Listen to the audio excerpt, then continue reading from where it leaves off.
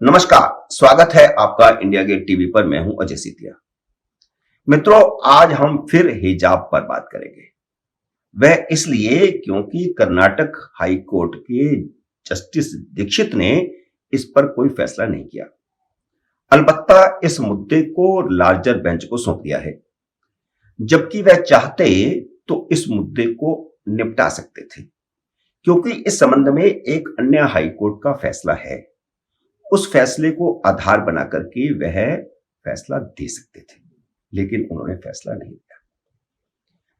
पर हम आज बेसिक सवाल पूछते हैं। बेसिक सवाल यह है कि स्कूलों और प्री यूनिवर्सिटी कॉलेजेस में यूनिफॉर्म पहनने का प्रावधान क्यों है? वह इसलिए ना, ताकि सभी को समानता का एहसास हो। कर्नाटक में इस्लामिक जिहादियों ने समानता के चिथड़े उड़ाने शुरू कर दिए। जिस जिस स्कूल और कॉलेज में कट्टरपंथियों के दबाव में मुस्लिम लड़कियां हिजाब पहनने की जिद कर रही हैं, उन सभी स्कूलों और कॉलेजों की रूल बुक में ड्रेस कोड पहले से तय है और लाजमी भी है। किसी भी स्कूल या कॉलेज में हिजाब की इजाजत नहीं है, कोई प्रावधान नहीं है, कोई छूट नहीं है। आज अगर मुस्लिमों के दबाव में स्कूलों कॉलेजों में हिजाब की इजाजत दे दी गई, तो कल को केरल और तमिलनाडु के ब्राह्मण कहेंगे कि उनके बच्चों को लुंगी में स्कूल जाने की इजाजत होनी चाहिए, क्योंकि वे घरों में लुंगी पहनते हैं। उत्तर भारत के ब्राह्मण कहेंगे कि उनके बच्चे धोती कुर्ता पहनकर स्कूल जाएंगे। देश भर के जैन परिवारों के बच्चे मुंह पर सफेद पट्टी लगाकर स्कूल जाने की जिद करेंगे। 2019 में justice M A Bobde, justice S K Kaul और जस्टिस दीपक गुप्ता की पीठ ने भी इसी तरह का एक फैसला किया था। हालांकि वो हिजाब के संबंध में नहीं है, लेकिन मैं दूसरे संदर्भ में उसका भी उदाहरण दे रहा हूं।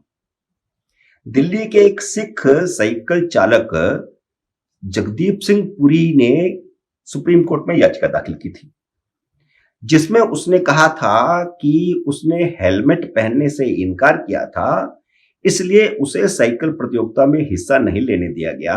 यह भेदभाव की श्रेणी में आता है। लेकिन सुप्रीम कोर्ट ने इस याचिका को खारिज कर दिया, यह कहते हुए कि यह भेदभाव की श्रेणी में नहीं आता। इसी तरह का मामला यह हिजाब का है। मित्रों, भारत एक सेक्युलर देश है। हालांकि सेक्युलर शब्द बाद में जोड़ा गया, लेकिन इस्लामिक देश तो नहीं है। कभी आप सेक्युलरिज्म और बाबा साहब अंबेडकर को कंधों पर उठाकर घूमने लगते हैं, और कभी इस्लाम को संविधान से ऊपर बताने लगते हैं। बाबा साहब अंबेडकर तो बुर्का और हिजाब के खिलाफ थे। उन्होंने तो इस पर खूब लिखा है। उन्होंने कहा था कि मुस्लिम 20वीं सदी के मुताबिक आधुनिक होने को तैयार ही नहीं है। वे महिलाओं को पर्दे से बाहर आने ही नहीं देना चाहते। वहां लाजमी कर रखा है उन्होंने कि घर से बाहर जाएंगी तो बिना पर्दे के नहीं जाएंगी, उनको आजादी नहीं है। बाबा साहब की किताबों में इस पर बहुत विस्तृत विवरण है। मुसलमानों के बारे में उन्होंने बहुत अध्ययन करके लिखा है। संविधान में धार्मिक आजादी का मतलब यह नहीं है कि आप अपनी मजहबी पहचान दिखाने के लिए सेक्युलरिज्म के नियम कायदों का उल्लंघन करें। संविधान ने मुस्लिमों को शिक्षण संस्थान खोलने की इजाजत दी है। अगर आपको सेक्युलरिज्म के सिद्धांत पर स्कूलों कॉलेजों में बराबरी मंजूर नहीं, तो आप जाइए मदरसों में जाके पढ़िए। आपको कौन रोकता है? आप हिजाब पहन के जाइए, आप बुर्का पहन के जाइए। जब आपको आधुनिक बनना ही नहीं, तो क्यों जा रहे हैं सेक्युलरिज्म के सिद्धांत पर चलने वाले सरकारी स्कूलों और कॉलेजों में या प्राइवेट स्कूलों और कॉलेजों में? सरकारी और गैर सरकारी स्कूल कॉलेजों में पढ़ना है तो अपनी मजहबी पहचान अपने घर पर छोड़कर जानी चाहिए।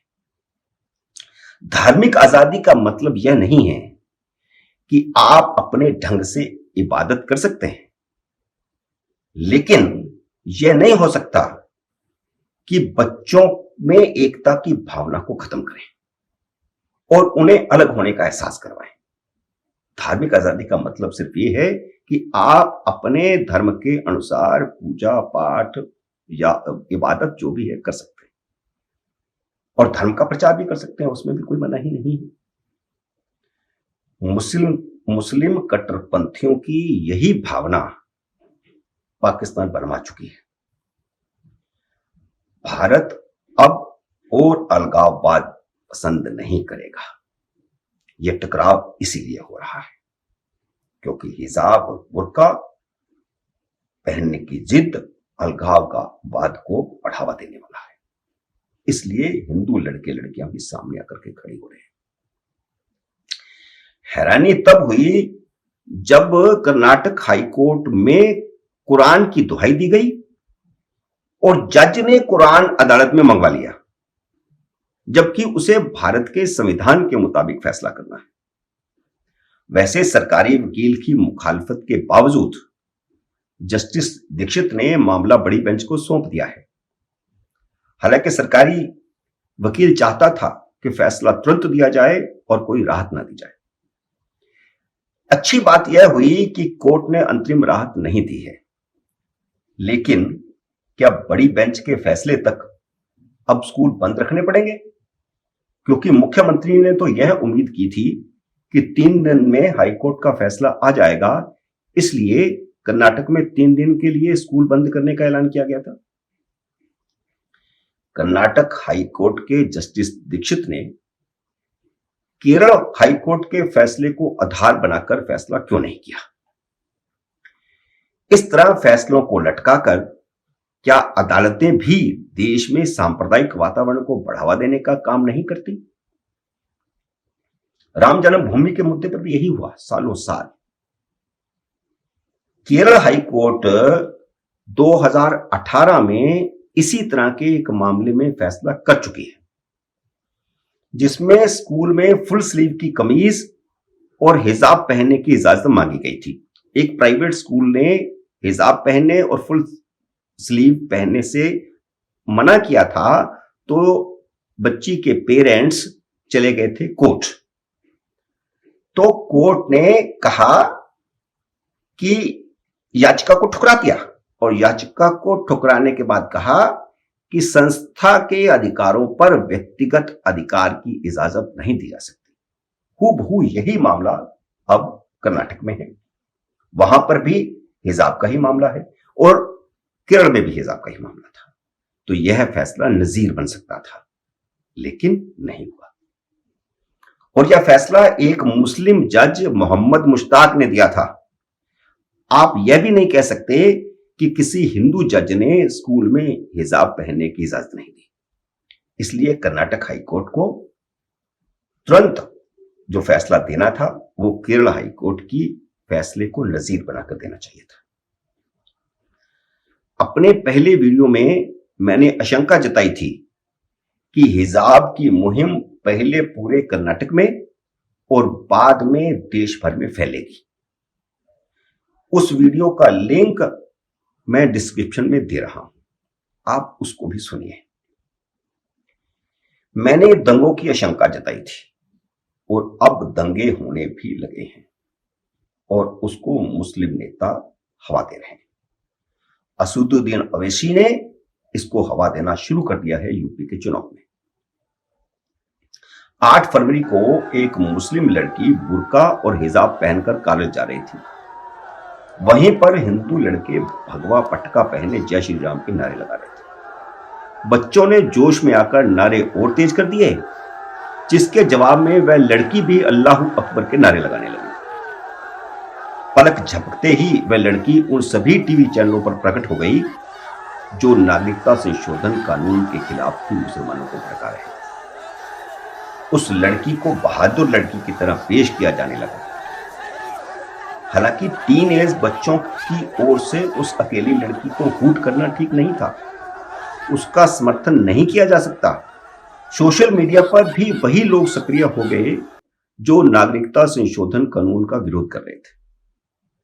खुद टाइट जीन्स पहनने वाली स्वरा भास्कर बुर्के और हिजाब के समर्थन समर्थन पर उतर आती है। क्या यह दंगे भड़काने की साजिश नहीं है? इसी तरह शिमोगा में कुछ बच्चों ने अति उत्साह में स्कूल के पोल पर भगवा फहरा दिया, जिस पर सोशल मीडिया में वही सारे दंगाई लोग सक्रिय हो गए जो नागरिकता संशोधन कानून के खिलाफ मुसलमानों को भड़काकर दंगे करवा रहे थे। और आपको मालूम है दिल्ली में दंगे हुए थे। कांग्रेस ने आग में घी डालते हुए पूरे देश को यह कहकर गुमराह किया कि हिंदू बच्चों ने राष्ट्रीय ध्वज उतारकर भगवा फहरा दिया, जिस कारण कर्नाटक सरकार को 3 दिन के लिए स्कूल कॉलेज बंद करने पड़े। इस बीच वो पाकिस्तान की मलाला यूसुफ का अजीबोगरीब ट्वीट आया है कि हिजाब पहनने से रोकना लड़कियों को शिक्षा से वंचित करने की कोशिश है। वह यह नहीं जानती कि यह सेक्युलर भारत है, कोई इस्लामिक देश नहीं। यहां लड़कियों को स्कूल भेजने के लिए प्रधानमंत्री मुहिम चलवाते हैं और वहां धार्मिक आधार पर भेदभाव नहीं किया जाता बच्चियों को स्कूल में एडमिशन देने के लिए, बल्कि बढ़ावा दिया जाता है। जो बच्चियों को स्कूल में पढ़ाते हैं उनको बाकायदा पारितोषिक दिए जाते हैं। स्कूल जाने वाली बच्चियों को साइकिल फ्री दिए जाते हैं। किस तरह का बयान मलाला यूसुफ दे रही। असल में यह जो हिजाब की नई मुहिम शुरू हुई है उसके पीछे भारत को दुनिया भर में बदनाम करने की बड़ी साजिश है। मलाला यूसुफ का बयान उसी साजिश का हिस्सा है। आपको याद होगा 4 साल पहले भारत में एक मुहिम चली थी जिसमें कहा जा रहा था कि 2014 में भाजपा की सरकार बनने के बाद भारत असहिष्णु देश बन गया है, सहिष्णुता खत्म हो गई है। 2019 में भारतीय जनता पार्टी के फिर से जीतने और मोदी के फिर से प्रधानमंत्री बनने के बाद यह मुहिम कुछ देर के लिए थम गई थी। और उसकी दूसरी वजह थी क्योंकि मोदी ने 3 तलाक, 370 और नागरिकता संशोधन कानून जैसे मुद्दे दे दिए थे। उन्हीं पर उलझ के रहेगी मुस्लिम पॉलिटिक्स। अब यह मुहिम फिर शुरू की गई है। आप देखेंगे तो पाएंगे कि मुस्लिम कट्टरपंथी महिलाओं को आगे करके कोई ना कोई नया आंदोलन शुरू कर रहे हैं। 2 साल पहले नागरिकता संशोधन कानून के खिलाफ महिलाओं से आंदोलन करवाया गया था। दादियां शाहीन बाग में धरने पर जा बैठी थी, लेकिन कोरोना और कोर्ट के दखल के कारण वह आंदोलन अपनी मौत खुद मर गया था। यह आंदोलन पूरी तरह से बेतुका था क्योंकि उस कानून से मुसलमानों का कुछ भी लेना देना नहीं था, लेकिन मुसलमानों को गुमराह किया और गुमराह करने वाले वामपंथी टाइप, जेएनयू टाइप हिंदू ही थे। अब मुस्लिम बच्चियों को आगे करके आंदोलन शुरू किया गया है और हवा वही लोग दे रहे हैं जिन्होंने नागरिकता संशोधन कानून को के खिलाफ आवाज चलाई थी। इस आंदोलन के पीछे जो अभी आंदोलन हिजाब का चला है उसके पीछे पीएफआई का हाथ है। पीएफआई हिंसा की कई वारदातों में शामिल पाया गया है। केरल में उसके कई सक्रिय कार्यकर्ता हिंसा में पकड़े गए हैं, हत्याओं में पकड़े गए हैं और सरकार उस पर बैन लगाने पर विचार भी कर रही है। इसी पीएफआई ने कर्नाटक के कुछ इलाकों में मुस्लिम बच्चियों के पेरेंट्स को मजबूर किया कि वे अपनी बच्चियों को स्कूलों कॉलेजों में बुर्का और हिजाब पहनकर जाने के लिए मजबूर करें। क्या बच्चियां पहनना चाहती हैं? नहीं। आप किसी भी मुस्लिम लड़की से पूछ लीजिए, वह इसके लिए तैयार नहीं, लेकिन उनके पेरेंट्स मजबूर करते हैं और पेरेंट्स को कट्टरपंथी संगठन मजबूर करते हैं।